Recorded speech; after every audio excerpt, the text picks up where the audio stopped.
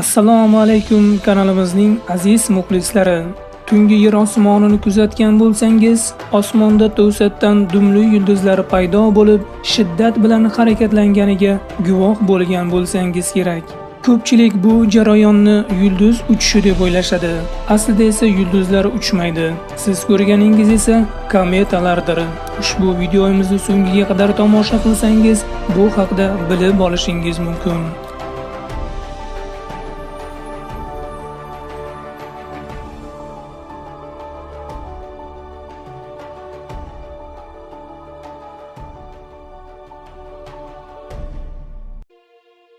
Insoniyatning kometalar haqida ma'lumotga ega bo'lganiga ko'p bo'lgani yo'q.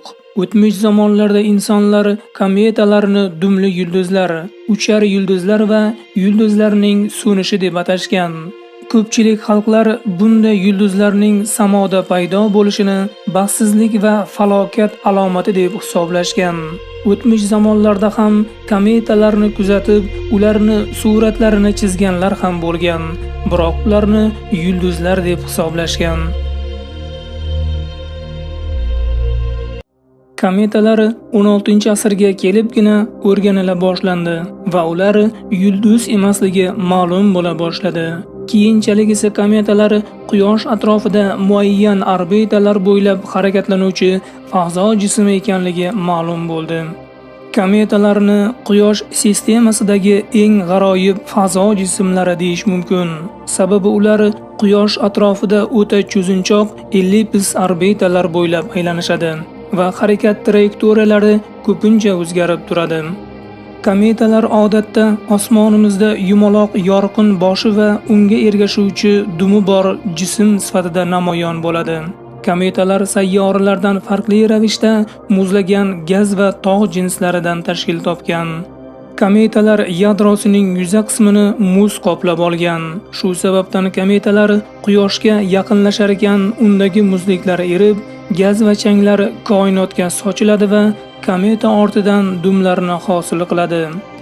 Odatda kometalar Quyoshga 4 astronomik birlikdan yaqin kela boshlaganida, undagi muz va gazlar bug'lanib, samoda ko'rinish bera boshlaydi.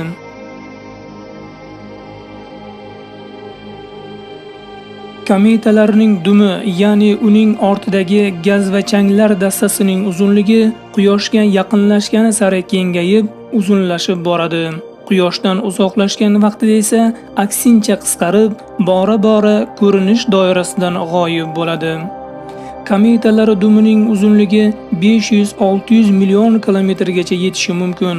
Bu esa Yer va Quyosh orasidagi masofadan 3-4 martagacha katta demakdir. Kometalar yadrosining diametri o'rtacha 10 kilometr atrofida. Ba'zi ulkan kometalar yadrosining diametri minglab kilometrga yetadi. Oy, Mars, Merkuriy singari samo jismlari yuzasidagi ulkan kraterlardan shuni payqash mumkinki, ular nafaqat asteroid va meteoritlar bilan to'qnashgan, balki kometalar hujumiga ham duchor bo'lgan. Bizning zaminimiz Yer ham qachonlardir kometalar bilan to'qnash kelgan. Yerni kometalar bilan to'qnash kelishi xavfi unchalik yuqori bo'lmasa-da, ammo kometalarni umuman biz yerliklar uchun xavfsiz deb bo'lmaydi.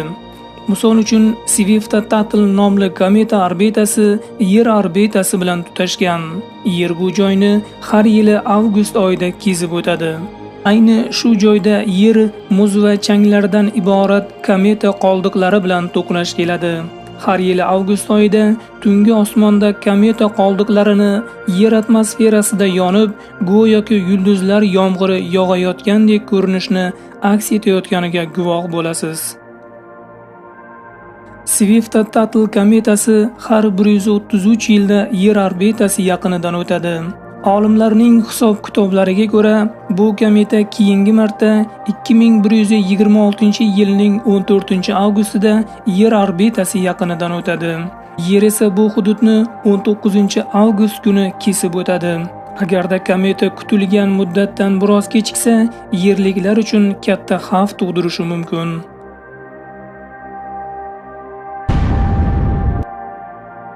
Ammo kometalarning qayta kelish muddatini aniq aytish imkonsiz.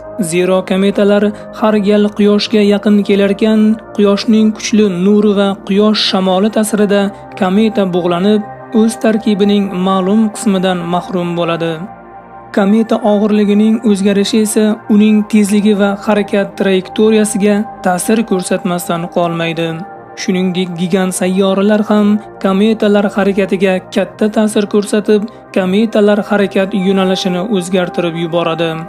Ba'zi hollarda kometalar gigant sayyoralar gravitatsiyasi ta'sir doirasiga tushib, ularning qa'riga g'arq bo'ladi. Misol uchun 1994-yili astronomlar Shoemaker-Levy kometasining Yupiter sayyorasi yaqinidan o'tayotib, Yupiter gravitatsiyasi ta'sirida bo'laklarga bo'linib, so'ngra sayyora yuzasiga qulab tushganiga guvoh bo'lishgandi. Ba'zida esa Yupiter va Saturn singari gigant sayyoralar kometalarning harakat yo'nalishiga keskin ta'sir ko'rsatib, ularni Quyosh sistemasining olis chegaralari sanalmish aorta buluti tomon ravona qiladi. Kichkinagina impuls ham bu kometalarni yana qayta Quyosh sistemasi markazi tomon qaytarishi mumkin. Kometalarning Quyosh atrofida aylanish davri bir necha yildan million yillargacha davom etadi. Kometalar ichida eng qisqa davriylikka ega kometa Enki Backlund kometasi hisoblanadi. Bu kometa har 3 yilda Quyosh atrofida ko'rinish beradi. Quyoshga 0.3 astronomik birlikgacha yaqinlashib, Quyoshga Merkuriyadan ham yaqin keladi.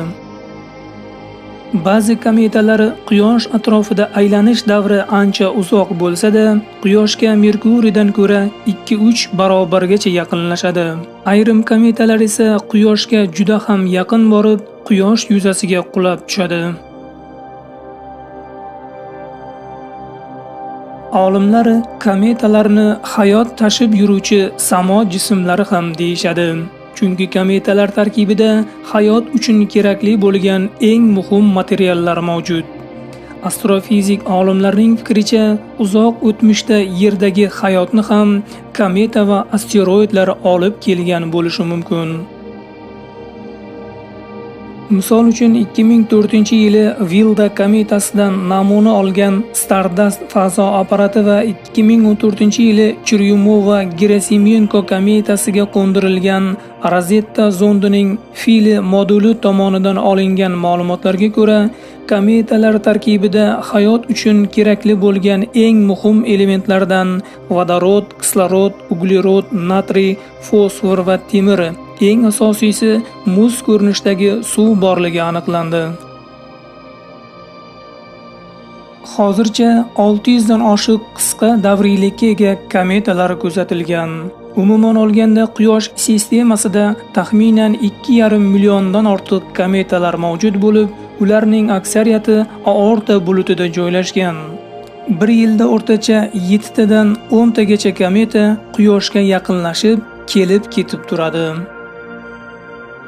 Galley kometasi kometalar ichida eng mashhurlaridan biri sanaladi. Bu kometa har 76 yilda Quyoshga yaqinlashadi. Hale-Bopp nomli kometa yana bir mashhur va yorqin kometalardan biri. Bu kometani katta kometa ham deyishadi. Chunki u 7 astronomik birlikdan ko'rinish bera boshlaydi. 1996-yili bu kometa Yerdan 196 million kilometr uzoqlikdan uchib o'tib, 18 oy davomida osmonimizda yorqin ko'rinishda bo'lib turdi. Bu kometa nihoyatda katta orbita bo'ylab harakatlanadi. U Yerga keyingi marotaba 2300 yildan keyin yaqin keladi.